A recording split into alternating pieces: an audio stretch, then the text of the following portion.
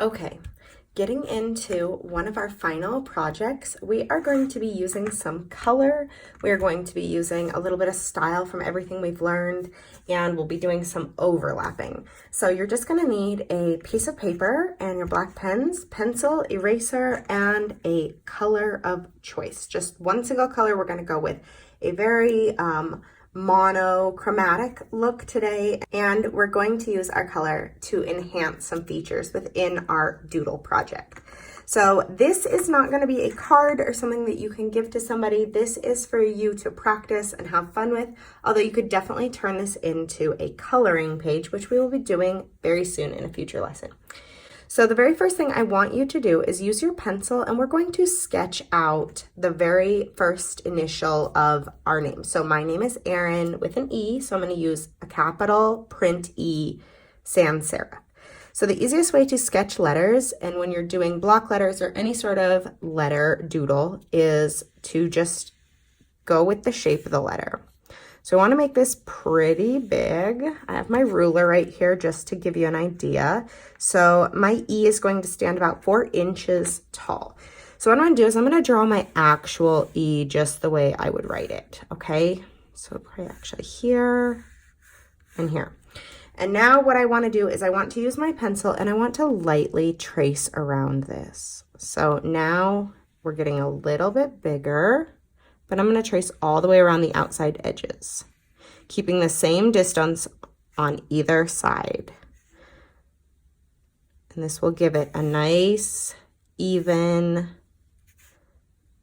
surrounding. Okay. So now what we're going to do, and what our project is to start really thinking about how to doodle different items and different objects. And the way we're going to do that is we are just going to take our initial and then we're going to doodle things that are important to us. So this is where composition and actually putting what we've learned throughout this course into practice. So I'm going to start, and I'll kind of share what I'm doing along the way. So I'm going to start drawing things that have a purpose to me. And these things might not have purpose to you. They don't have to be super deep or philosophical, just things that you enjoy. So keep the shape of your letter. We're not going to go over this in pen yet. And if you're refining, that's okay too. So I'm going to start with some things that I like. And what I'm going to do is I'm just going to sketch out their basic shape first. So here, I'm going to do a iced coffee, and it's going to have a dome-shaped lid.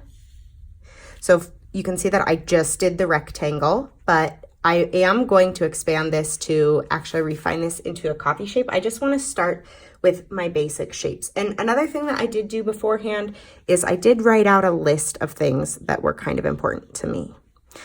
The next one is going to be a gaming controller. I love playing video games with my daughter and with my husband, and I know that not everybody's a huge fan of them, but for us it does create a bit of a bonding experience. So here I'm just drawing out the shape of the paddle controller. So it's these oval shapes, and then this centerpiece, and then my coffee is over here. I'm also going to add my journal. So another thing I want you to think about when you're composing this is think about lining things up with your letter that makes sense. So E is kind of tricky just because it has all these spaces in it, but I'm trying to align things so like a coffee cup is mostly vertical. So I put it along the vertical side here. So now when I go to do my journal, because that's something else that's very important to me and it helps my life function a lot better. So I'm going to draw it right here.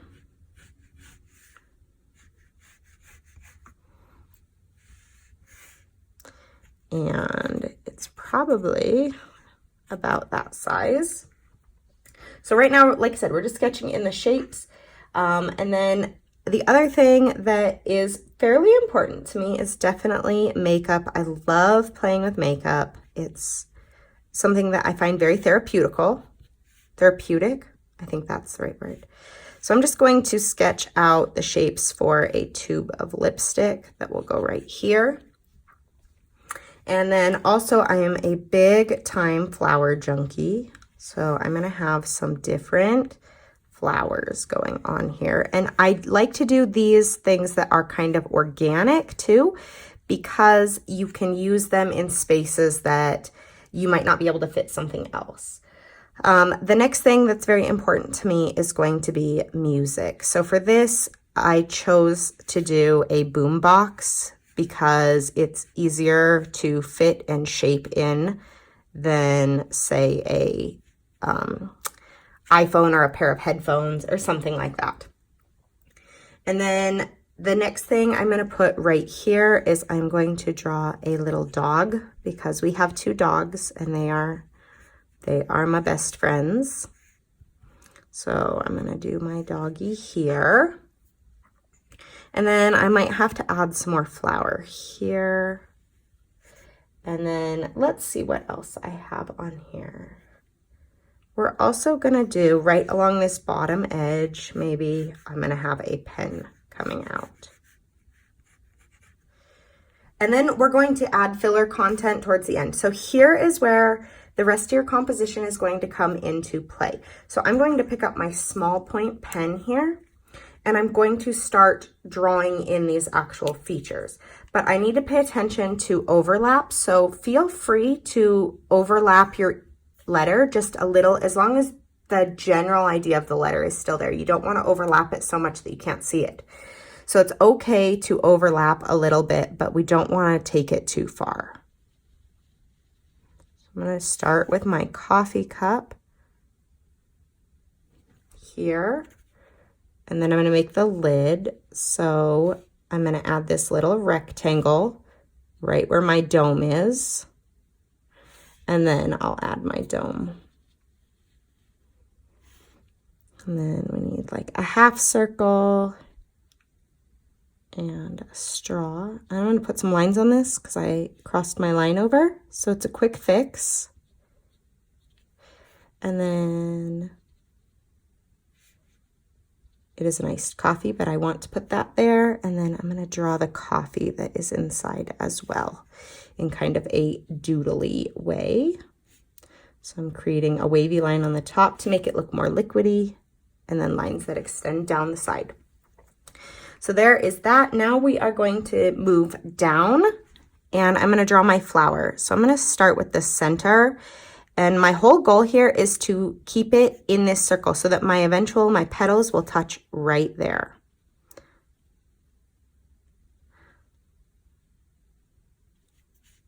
So if you want to learn more realistic flowers, I have some tips for you, I guess. There is a book by Allie Koch is her name, and it is on Amazon, and it is called, I think it's called Intro to Floral Doodles, or Intro to Floral Drawings. And it's been immensely helpful for me for drawing, say, more like realistic looking flowers. So if that's something you're interested in, I also have an online course that is for floral doodles, which are going to be a little bit more playful than more hyper realistic flowers. So it's kind of depends on your style. So here I'm just adding in some lines to give it a more organic look. And now before I add my leaf and start to add those little tiny composition things that are just going to fill in space, I want to take care of all the big stuff. So that flower is here. Now I can connect this line where my coffee is. So now I'm going to move down again to my lipstick tube here. And for this, I am going to bring my lipstick tube over my E. So my coffee cup is sitting behind it. My flower is sitting over it. And now I'm going to make my lipstick tube also sit over it. So I'm going to start just by creating a cylinder shape following this rectangle and then rounding out the bottom. And then a little bit around this here. And then the tube comes up here. And then the tube lipstick comes up, points, and comes back down. And this creates like a little triangle shape. And we can always come back and add details later. Right now we want to get these main elements in so that they are there and we don't have to worry about them. So now I'm going to move up. This is another big one that I have to do. So I'm going to draw the basic shape. And for this one, I'm going to go behind my E. So I'm going to stop right at this horizontal line of the E. And then I'm going to follow this line down to shape out the rest of my controller.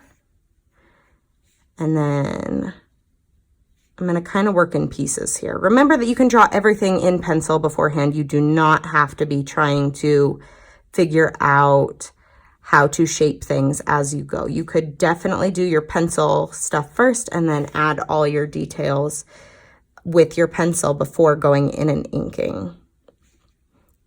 And I highly recommend that if you don't quite feel confident yet, especially when it comes to like all this overlapping and stuff. There's a lot to it, and so it can be very confusing.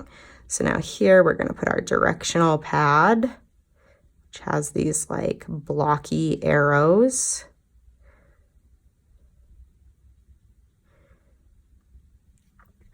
And then there are buttons up top. And then over here, there are 4 buttons, another button up top. And then there's this pad here, and another circular button there. And then we can go add some fine detail here. It's kind of funny that I don't remember it right now, so I might have those buttons wrong.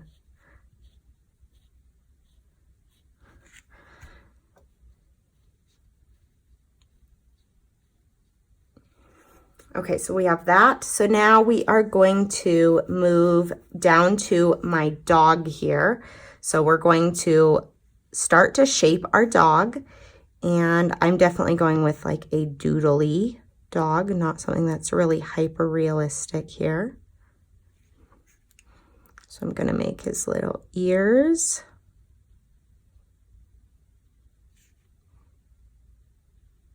I guess it would be her in my case. Both of our dogs are female.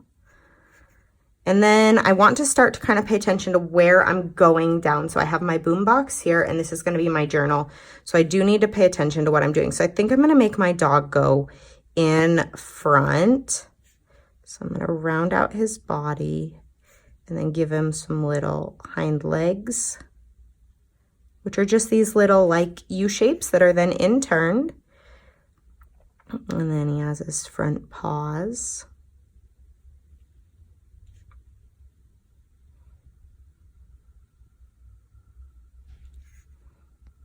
And his little feet. And body. And then we need a tail. So we're going to go this way with the tail. So it's going to come and cross over that flower. So then we can go in and do his little face, her little face. I don't know why I keep saying that.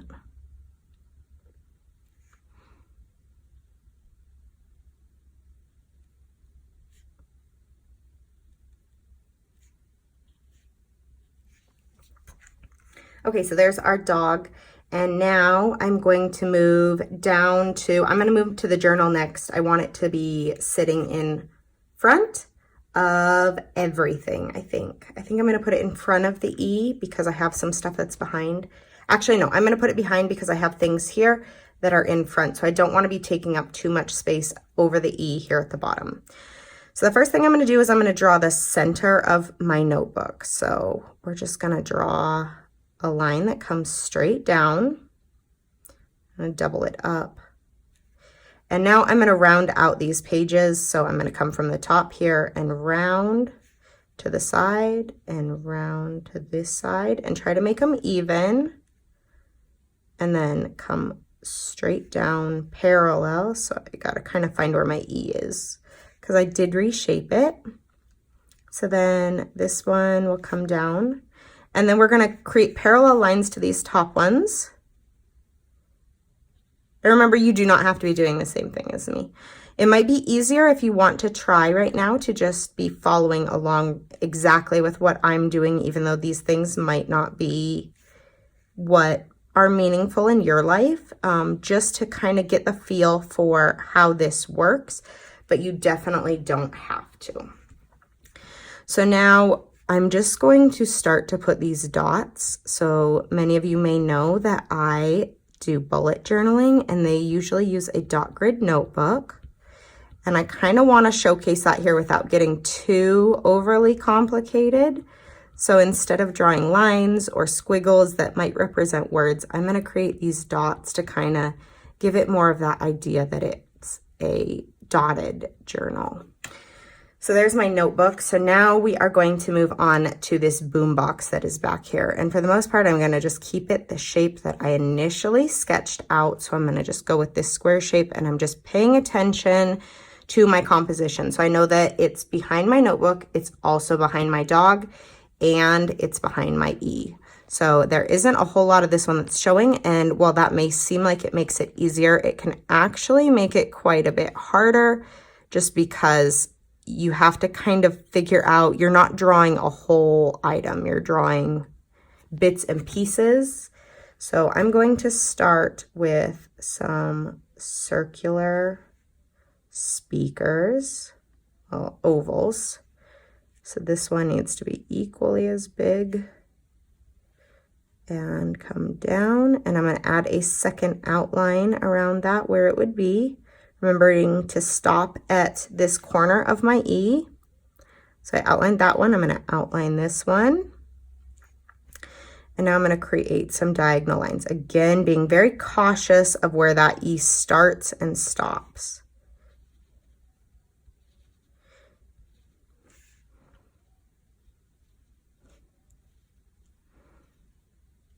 Another way to do this is if you want to outline your letter, after you have all your items sketched in, just decide which ones you want in front, and then you would ink over all the lines of your E that would be in front of your doodled items, if that makes sense. So you could do the line work on your E ahead of time.